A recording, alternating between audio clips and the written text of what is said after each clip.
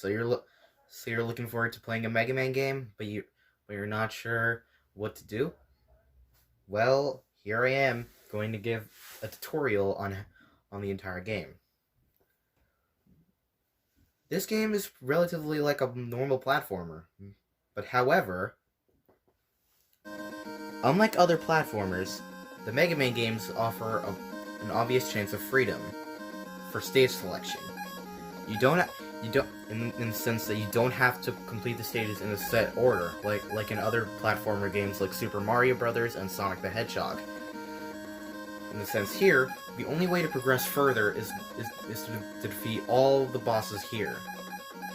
They consist of Cutman, a robot master designed for forestry, Gutsman, a robot master designed for construction, Iceman, who is designed for Arctic exploration, Bombman, who is supposed to work in tandem with Gutsman when it comes to destruction, except Bombman's the one who deals with demolition, Fireman, who is designed for the waste disposal, and finally Elecman, who is designed for power management. Unlike most other games that I've seen, each of the bosses are actually weak to different weapons. Because a lot of the time, the weaknesses are usually science-oriented.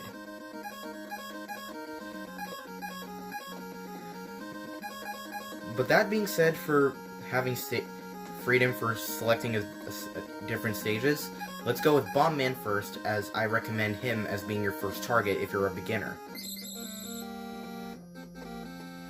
And unlike in other games, you get clear points when completing the stage. Bombman stage is relatively simple.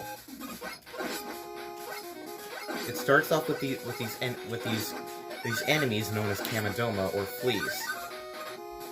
They will constantly attempt to jump at you from afar and hit you. If you manage to, they only take a one shot from your main weapon, the Mega Buster, aka the Rock Buster in Japan, to be destroyed. And these enemies here, they are called screwdrivers, aka screw bombers in other places.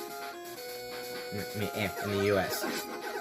They will attempt to shoot you after a certain time. And these enemies, called blasters, they stick on walls, akin to how the screwdrivers stick on floors and ceilings. These things are usually protected, and as such, well, you can't shoot them unless they're open. Strike them fast, and you will be good. And when it comes to items, there's life energy capsules, which will partially refill your health if you've taken any damage. And onto another enemy type. These things are that was really annoying, and he is named Sniper Joe. The way they act is that they are also shielded enemies. The overall way that Sniper Joes act is that they are shield-based enemies. But however, much like a lot of other shield enemies in the series, they can only be damaged if they are not protected. In that sense, you can only damage them if they're either jumping or shooting at you. And here's a big killer. Spikes. Why do I say that they're big killers? Well, if you touch them, regardless of how much health you have, you die. So whatever you do not touch spikes whatsoever.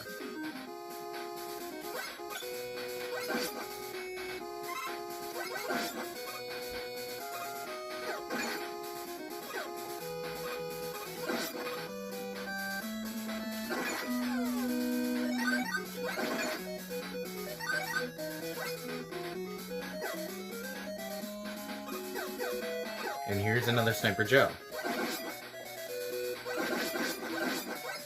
Like I said, they can only be damaged if they're shooting at you or jumping. And this right here is a 1-up. Sure, it may look like it has Mega Man's face on it, but when you grab it, it adds up to your life count. I have 3 extra lives here. So even if your life count reaches 0, so even if your extra life counter reaches 0, it doesn't mean the game is over. The only way you get a game over is if you die while your extra life count is at 0. And down here is where you meet your first enemy.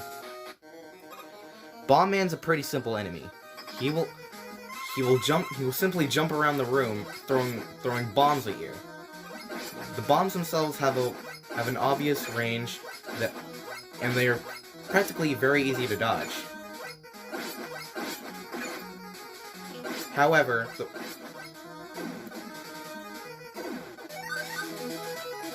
but here's the thing. Every time you defeat any of the 6 bosses in this game, you get their weapon. In the case of Bomb Man, and I will go back to it. No, I'm not. Okay. The weapon you obtain from Bomb Man is the Hyper Bomb. You can throw bombs like him, but unlike how he does, the bombs have a significant time delay before they explode. And as such, they don't explode upon either contact with the ground or any enemies. So use it wisely, or things might turn out bad.